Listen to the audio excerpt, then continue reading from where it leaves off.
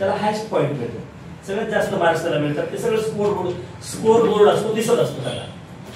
ज्याला highest mark मिळाले, त्याचा 1 नंबर आला, तर 10 मिनिटांमध्ये त्याच्या फोनवरती एक डिजिटल सर्टिफिकेट येऊन जातं. एज्युटेक scholarship winner champion of champion असं लिहून त्याच्या विथ नावाने एक सर्टिफिकेट त्याच्या मोबाईलवरती येऊन जातं. त्याचं तो प्रिंट काढून घेऊ शकतो. म्हणजे टेक्नॉलॉजी अपडेटेड किती आहे. दुसरा पार्ट, समजा असं करत करत 25 प्रश्नांचे जे विद्यार्थी जास्तीत जास्त प्रश्नांचे उत्तर पहिल्या, दुसऱ्या, तिसऱ्या, 5व्या, 6व्या असे असे नंबर्स निघतात. ही टेस्ट संपल्यानंतर आपण 1, 2, 3, 4, 5 विद्यार्थ्यांना स्कॉलरशिप नाही देत, टोटल 40 विद्यार्थ्यांना देतो. आता 2, 3 इथं समजा सगळे आपण विद्यार्थी असं समजू, आणि मी समजली तर एक परीक्षा घ्यायची आहे आणि 3 जणांचे नंबर्स काढले, त्यांना बक्षीस मिळणार आहे. बाकीच्या सगळ्यांना काय वाटेल माहितीये का, दक्ष साहेब खूप हुशार तेच नंबर मारतील, स्वतंत्र सर खूप हुशार तेच नंबर मारतील, छत्रपती सर खूप हुशार तेच नंबर मारतील. तुम्ही बाकीचे काय होणार, आपल्याला काही जमणार नाही, कारण हे एवढे टॉपचे माणसं इथे बसले, हे आपला नंबर लागून देतील का असं वाटेल ना. मग बाकीचे काय ट्राय नाही करत, प्रयत्नच नाही करणार, एवढे हुशार माणसं बसले, आपला काय नंबर लागणार आहे. तसं स्कूलमध्ये पण होतं. जर त्यांना माहिती आहे की 3च विद्यार्थ्यांचे नंबर निघणार आहे, 1, 2, 3च काढले जाणार आहे, मग जे 10-5 जे हुशार असतात स्कूलमध्ये, वर्गामध्ये आपल्या, तेच ट्राय करतात पहिला दुसरा येण्यासाठी. बाकीचे काय म्हणतात, आपल्या डोक्याच्या बाहेरचे, आपण 40-50%, 60% जाऊ कसं होत नाही, आपल्याला यांच्या आधी लागायचं. म्हणजे बाकीचे लढाई करायला सुद्धा तयार होत नाही.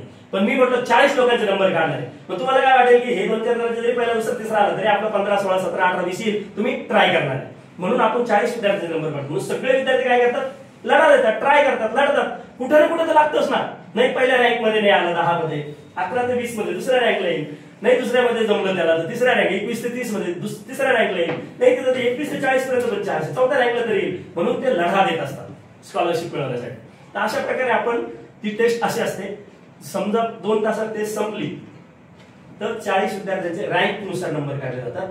पहिले 1 ते 10 पर्यंत जे येतात त्यांची पहिली रँक, 11 ते 20 पर्यंत जे येतात ती दुसरी रँक, 21 ते 30 पर्यंत येतात तिसरी रँक, आणि 31 ते 40 पर्यंत जे असतात चौथी रँक. असे रँक नुसार त्यांना आपण स्कॉलरशिपची लिमिटेड ठरलेलं आहे. पहिल्या रँकला जे येतात त्यांच्या अकाउंटला, मम्मीच्या किंवा पप्पाच्या पॅरेंट्सचं जे पण अकाउंट दिलेलं असेल त्या अकाउंटवर पहिल्या रँकच्या विद्यार्थ्यांना 150 रुपयाची स्कॉलरशिप 10 मिनिटात जमा होते. दुसऱ्या रँक वाल्याला 100 रुपये जमा होतात 10 मिनिटात.